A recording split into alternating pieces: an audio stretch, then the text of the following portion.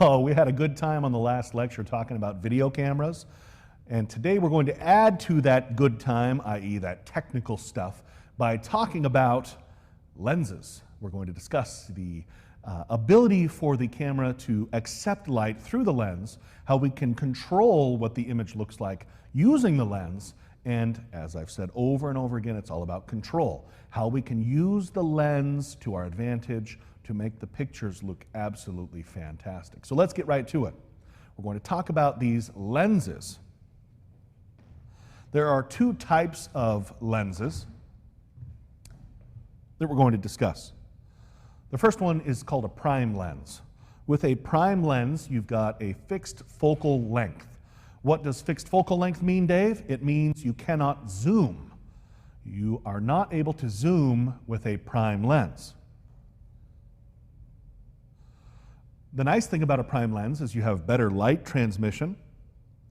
The issue is that because you cannot zoom, they're not very common in television.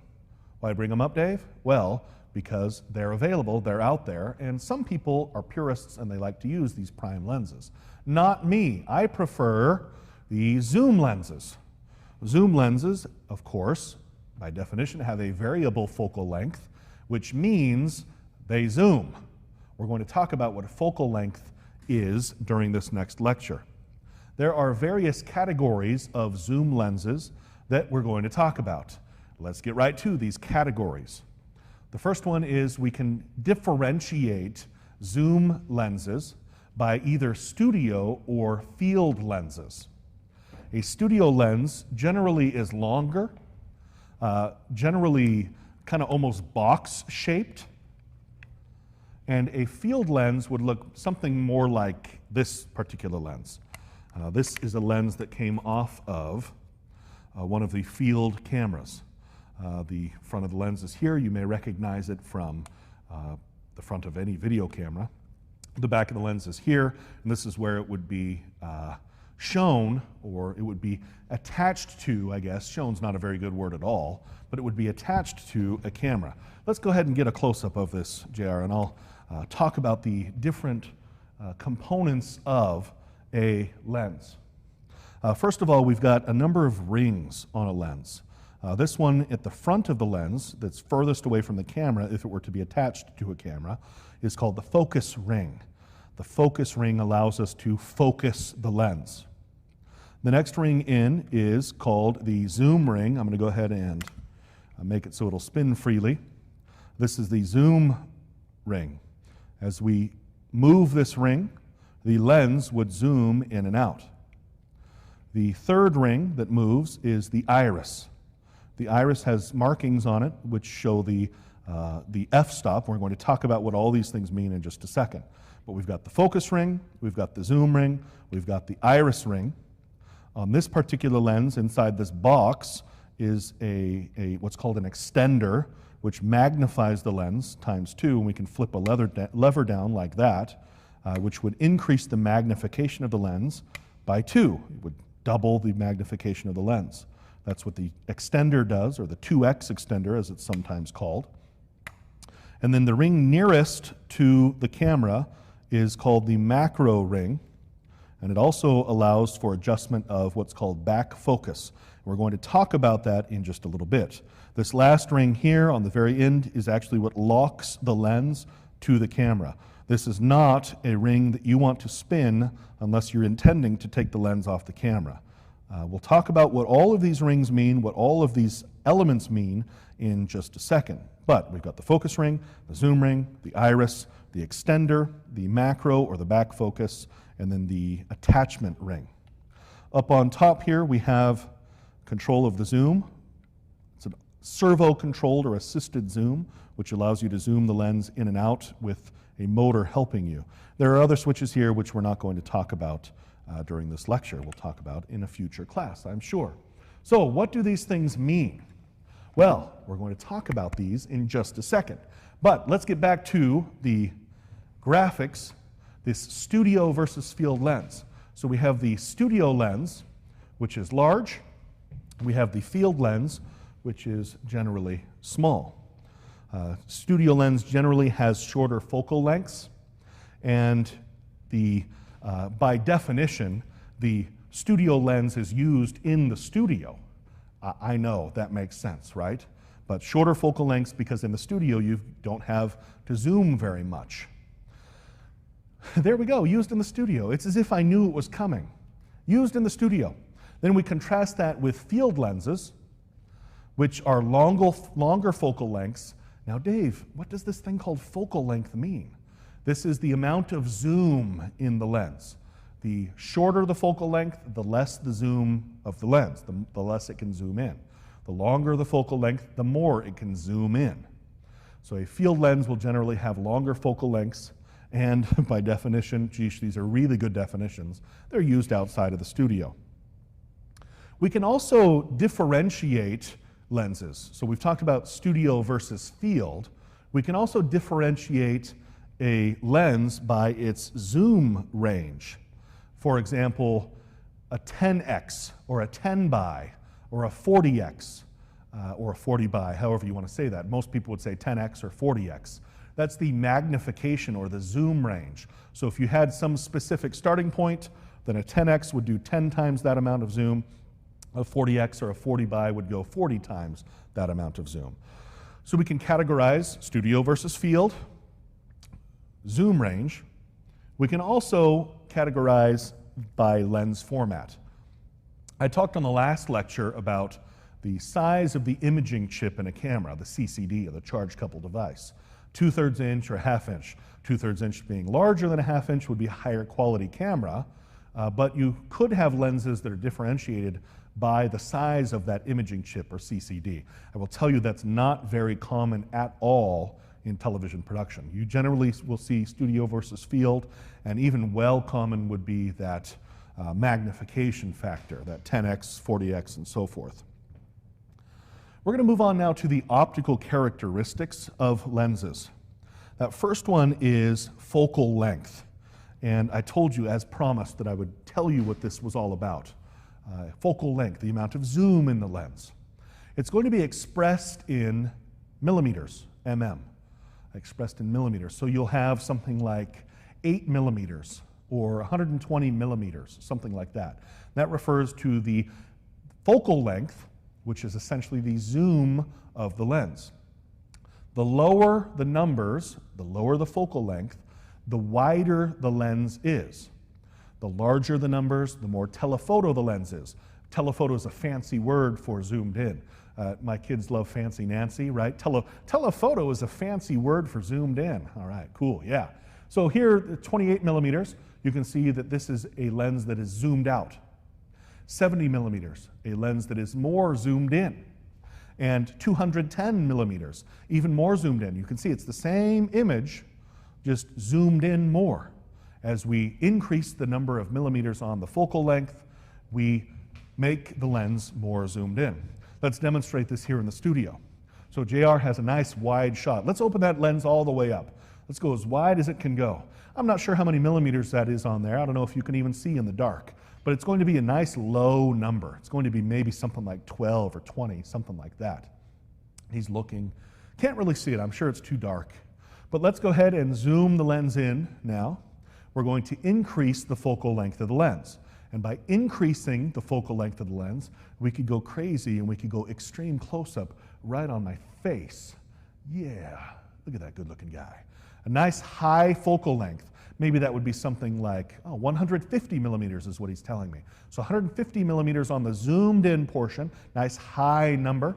And as he zooms all the way out, he'll be able to look at the focal length of the lens as it's zoomed all the way out, and we're going to find that it's a lot less. 75, he tells me. Was it? 7.5. I was going to say, that sounds kind of high, but that's what I get for not hearing very well. 7.5 millimeters on the wide side, 150 millimeters on the zoomed in side. So you can see as a studio lens that's being used here in the studio, and any lens for that matter, the lower the focal length of the lens, the wider the shot, and vice versa. So that's focal length. Let's look at the sharpness or blurriness of the image. This is focus. I had my 11th grade video production teacher at Hurricane High School that said, David, you need to focus. You need to focus. The thing, and he would always say it with his eyes like this, David, you need to focus. Reminded me of John Houseman. Anyway, he always was telling me to focus, and the thing is, I've picked it up as an adult. He wasn't necessarily meaning I need to make the picture less blurry. I needed to actually focus because I had a hard time focusing back then. I was kind of, I don't know, kind of a bad student, I guess you could say. But focus is the sharpness or blurriness of the image. I put those two in quotation marks because it's kind of subjective. In fact, I'm sure that as you look at these two images, this video is being streamed, you probably can't even tell a difference between those two because it's difficult for me to show you something that's blurry when you're looking at video that's been compressed for streaming so that you can see it on canvas. But out of focus is a term we use sometimes in the television industry, but you'll more often hear it referred to as soft. So you might hear something like, camera 3, you're soft. JR, you're soft. Something like that. What they're telling you is it's out of focus. It is out of focus.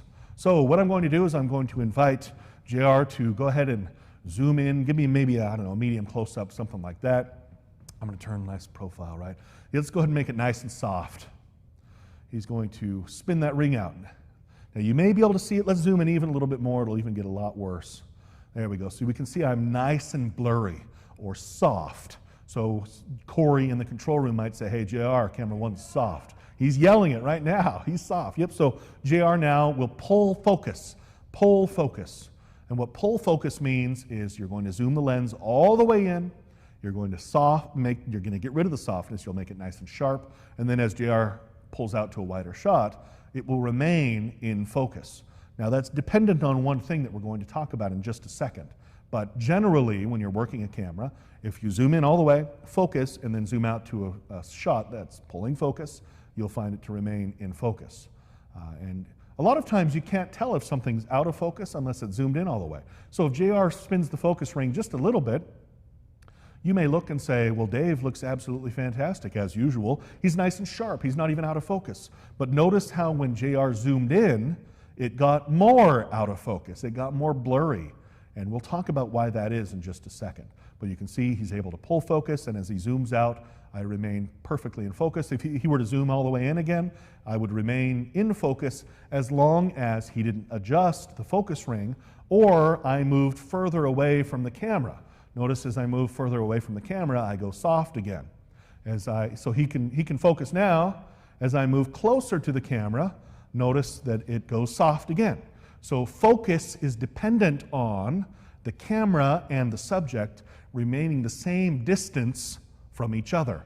If the subject gets closer to the camera or vice versa, or the camera gets closer to the subject or vice versa, further away, then the image will go soft again. That's something you need to keep in mind as an operator. All right, let's move on back to the graphics. More optical characteristics. I mentioned to you that as long as we focus, pull focus, we should remain in focus unless the subject gets closer to the camera or further away. That is dependent on the back focus of the lens being set correctly. The back focus of the lens is set when the lens is placed on the camera. It's also set at the beginning of every shoot. You verify that when you zoom in on something, pull focus, and then zoom out, that thing remains in focus. This is paramount. It's required. It's very, very important. Otherwise, you'll end up with soft images as a camera operator, and you'll have no idea why. It's the back focus that needs to be adjusted. This is something I'll tell you about in this lecture, but I'll need to demonstrate how to adjust the back focus in a lab. So for now, we're only just going to show it. There's also the macro of the lens. The macro allows very close detail work. So if I was to move really, really close to this camera right here, yeah, whoa, there I am. I can't even see myself. I can't see the program monitor from here, but I'm probably even a little bit dark, I'm sure. But if I was to move really, really close to the lens, it's probably going to go soft no matter what. JR can spin that focus ring all he wants, and it'll get to a point where I'm too close to the lens for him to be able to focus it. But the lens would have a macro control on it. I'm not going to have him adjust the macro because it's too difficult to adjust. But by adjusting the macro, you're able to get things really, really close to the lens so that they can be highly magnified but still remain in focus. So that's another thing I'll have to demonstrate for you in the lab. We're not going to talk about in the lecture. We'll just talk about it in the lecture, but I won't show you how to do it. All right, back to those graphics. When you have the macro adjusted, you can no longer zoom and have the image remain in focus. If you really want to know the back focus and the macro, if you're adjusting those on the lens, and as I showed you on that lens that I was demonstrating for you, there is the adjustment. In fact, I'll show it to you again. Jar, let's get a nice tight shot of that again. This ring right here that's nearest to the camera, that's not the actual lock, if you look, it actually says macro on it. It's probably hard to read, I'm sure. This ring, as we adjust the macro, is also, if I was to adjust the back focus, notice it is the exact same ring. The back focus and the macro are the same ring. So if we're adjusting the macro, we wouldn't be able to zoom and have the image remain in focus because that back focus control is what allows for the lens to remain in focus when it's being zoomed. Maybe that doesn't make perfect sense. It requires a demonstration. All right, let's get back to those graphics. Back focus and the macro. So if you're using the macro, you're not going to be able to zoom. All right, what's that extender? I showed it to you on that lens a little earlier. The extender, it will multiply the focal length of the lens.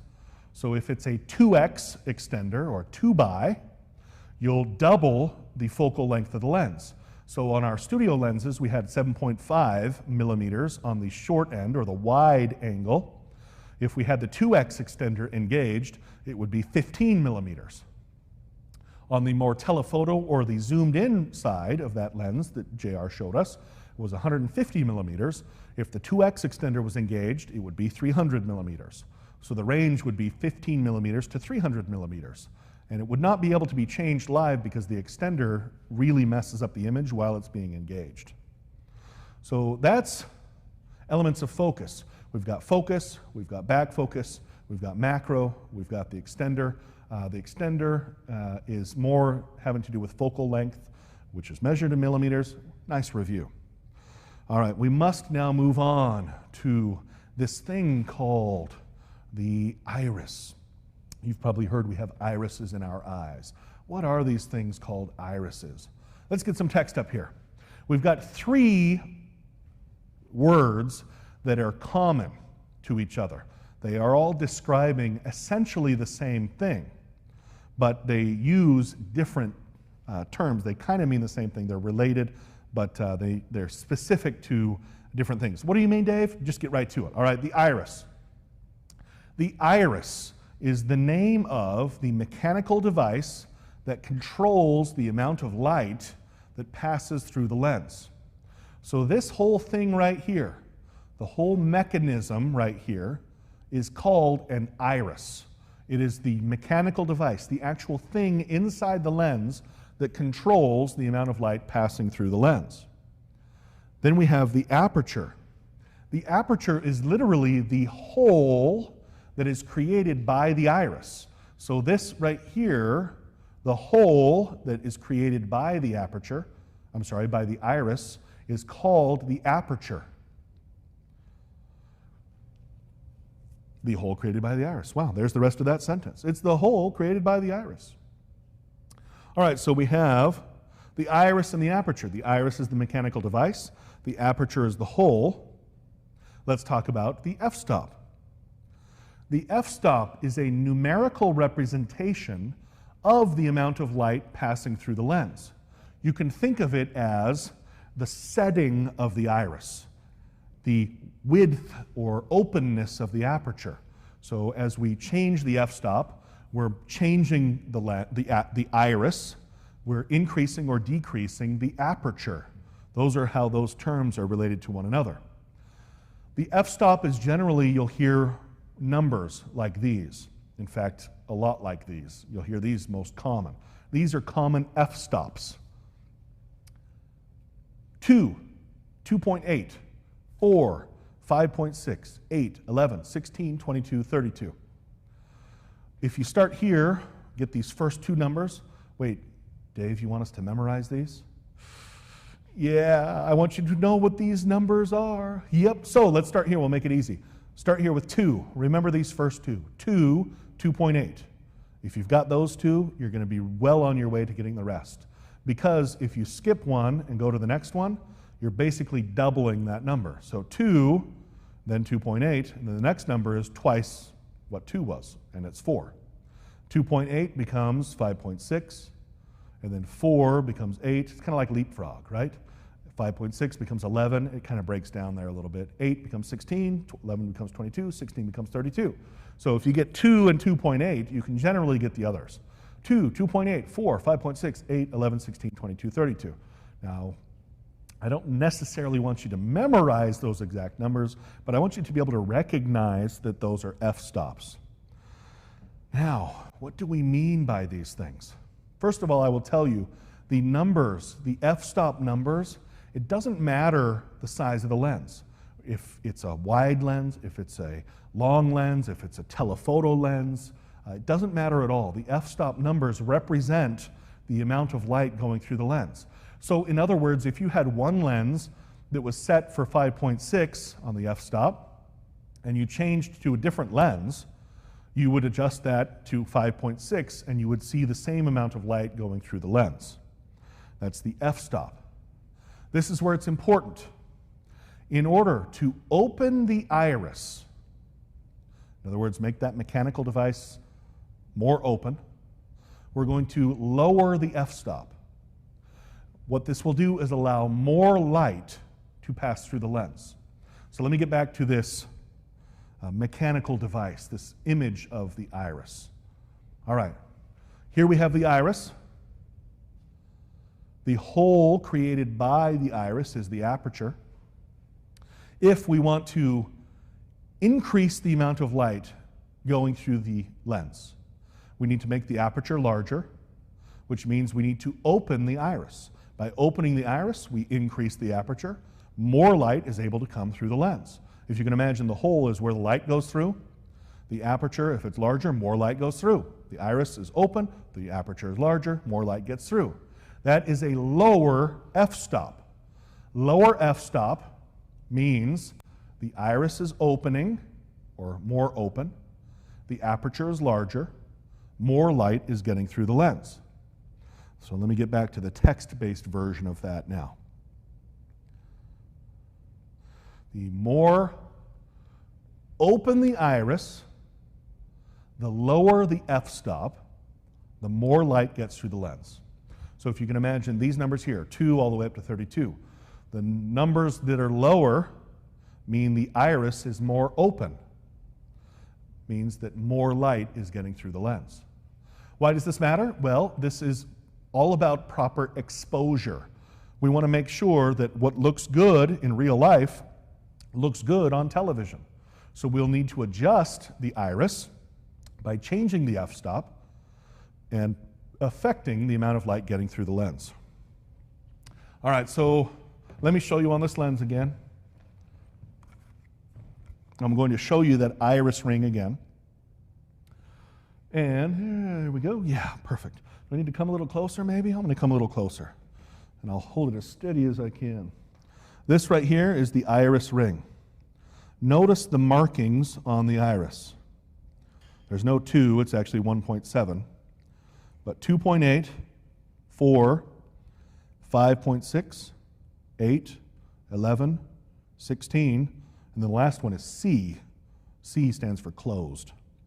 So you can imagine as we lower the f-stop, the iris is opening.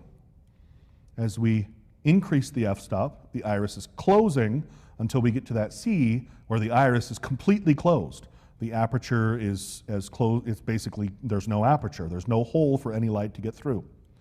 As we open the iris, we increase the amount of light getting into the lens, getting to the imaging device of that camera.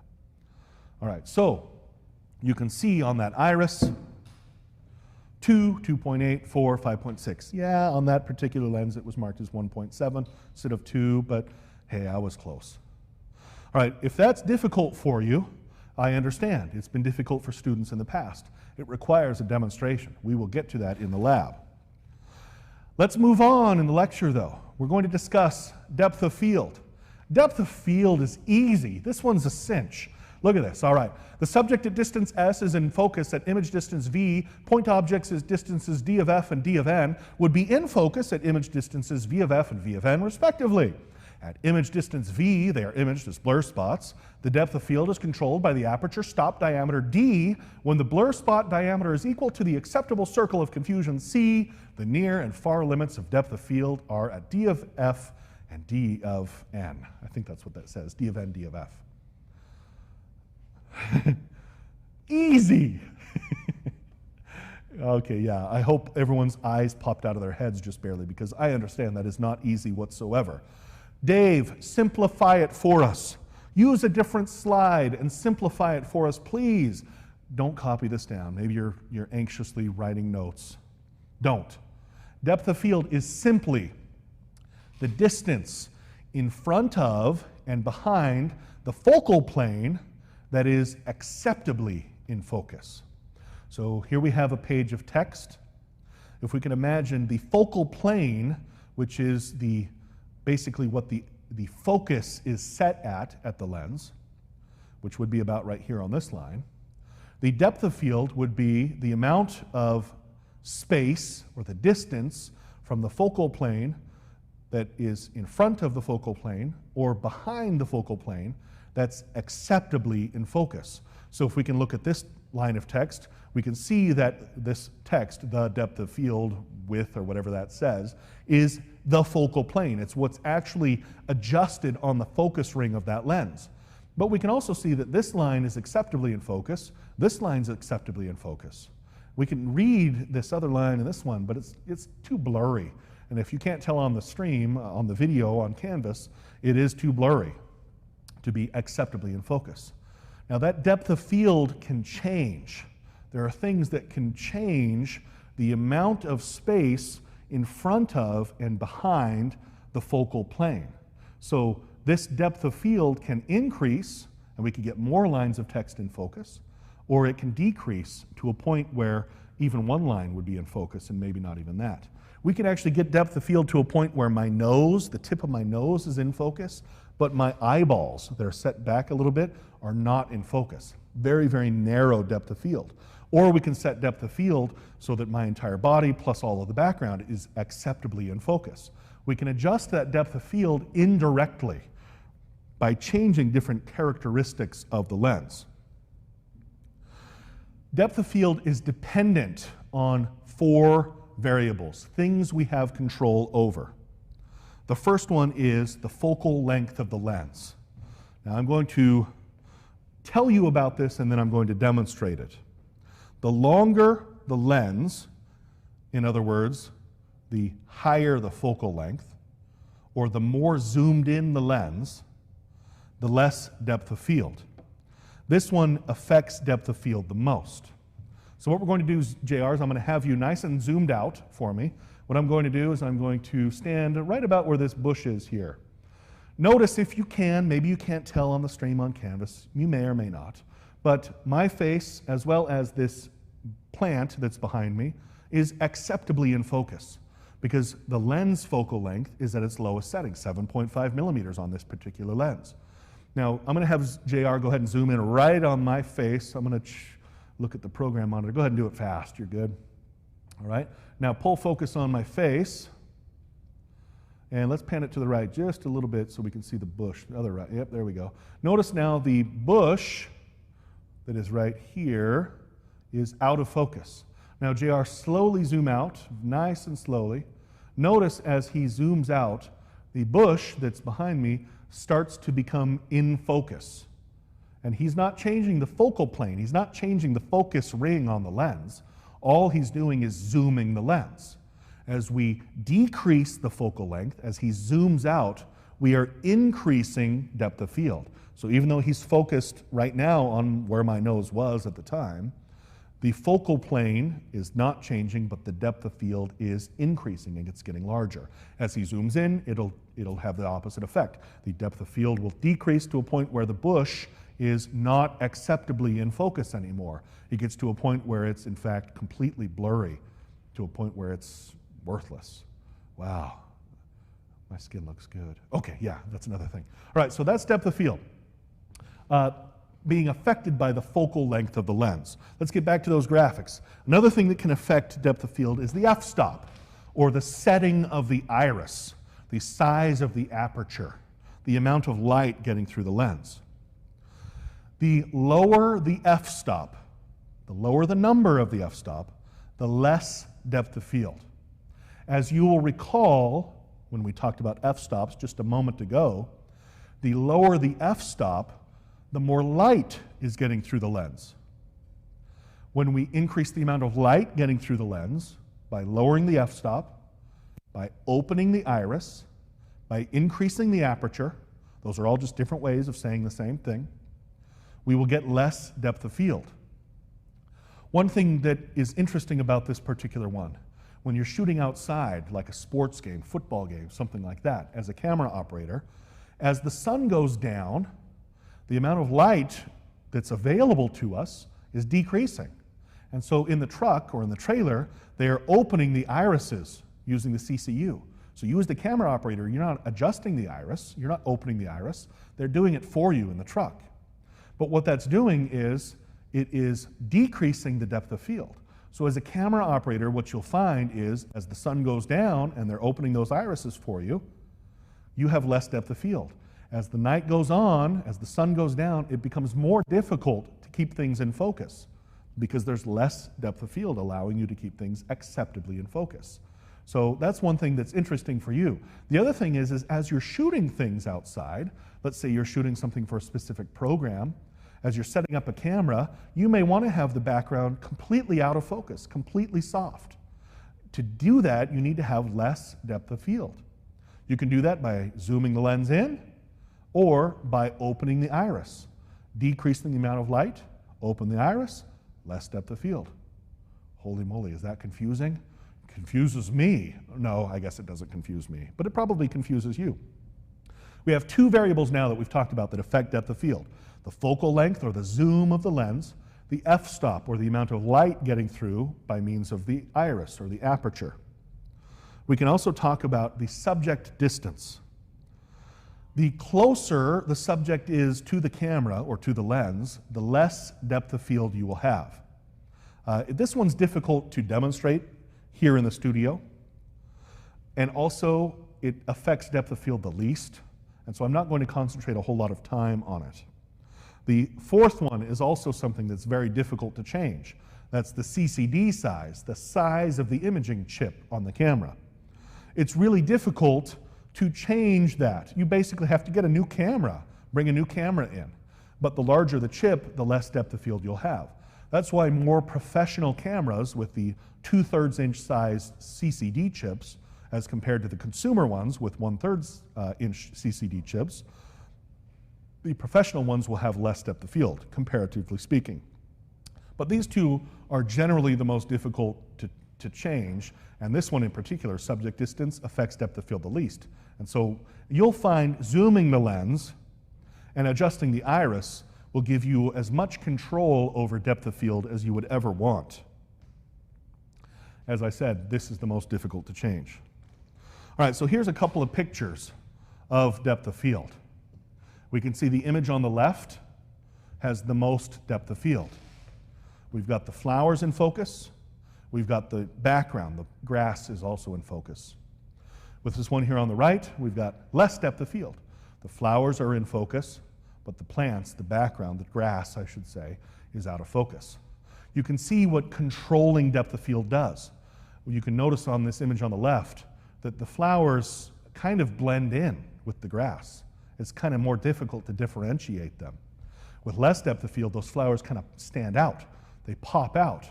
And you can see how you as a camera operator can control your subject and what your viewer is concentrating on. With this, they're more distracted. With this, you're focusing their attention right there on those flowers. All right. How do we get less depth of field? Well, we zoom the lens. We talked about pulling focus, didn't we? You zoom the lens in all the way, you focus, and then you zoom out to pull up a shot. Now you know why we zoom all the way in. Because as we zoom that lens all the way in, we are decreasing depth of field the most. It becomes its narrowest. By decreasing that depth of field and then pulling focus, changing our focus, as we zoom out and increase now depth of field, all we're going to do is make it so that our subject is continuously nice and in focus. That's why when we pull focus, we zoom all the way in. We're decreasing depth of field, then we're focusing, then when we pull out, we're increasing depth of field, our subject is going to remain in focus. So, zoom in to decrease depth of field. We can also open the iris. I'm sorry. How do we get less depth of field? Oh, there we go. I'm like, what am I thinking here, Dave? Yep, less light. So we can decrease the amount of light in the room. By decreasing the amount of light in the room, we must open the iris to compensate, to get a proper exposure, proper aperture setting. This will decrease depth of field. A lot of people will be confused and they'll say, well, you can change depth of field by lowering the lights in the room. And that's not true. The only thing that affects depth of field in this case is the smaller f-stop, the more open iris. By decreasing the amount of light, you're making it so that the iris has to be more open, so you're decreasing depth of field. You can zoom in, you can decrease the amount of light in the room. This will cause a decrease in depth of field as you adjust. In order to do this, you can also use the shutter. We talked about the shutter on the camera in the last lecture. The shutter decreases the exposure time of each frame of the video camera that it's reproducing. As you decrease the exposure time, you have to have more light getting to the imaging chip, i.e., you have to open the iris. Then you decrease depth of field. So as you increase the shutter speed, you make it more like 1/1000th of a second or 1/2000th of a second. To compensate, you must let more light through the lens. You will do a smaller f-stop, a more open iris, then less depth of field.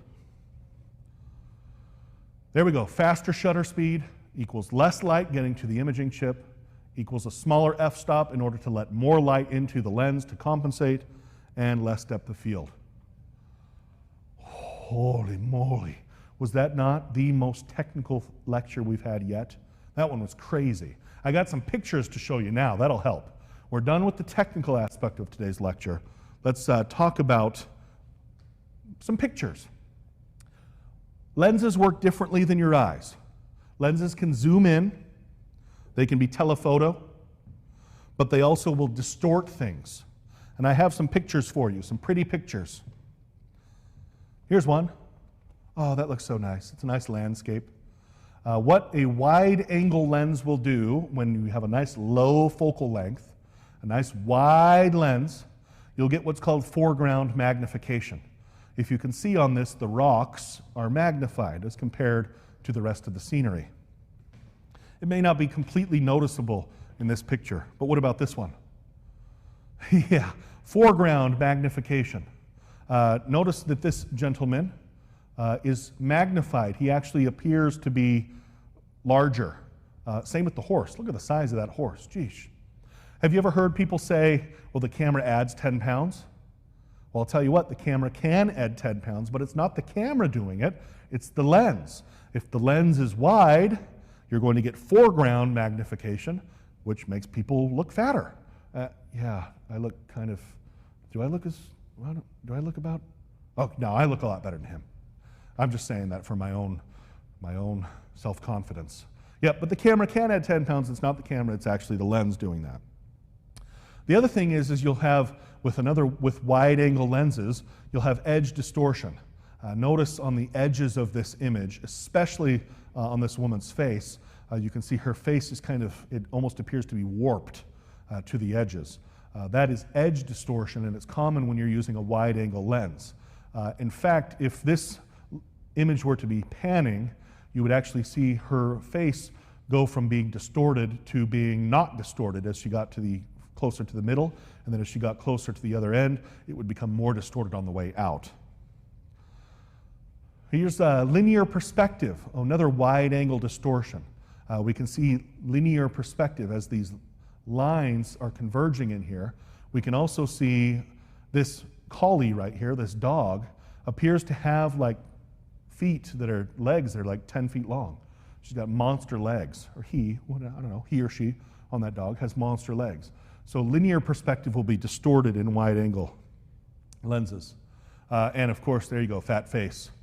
We get a distortion where things look fatter. Look at the bill of the hat, sheesh. Huge, the same kind of wide angle distortion. You can emphasize the foreground.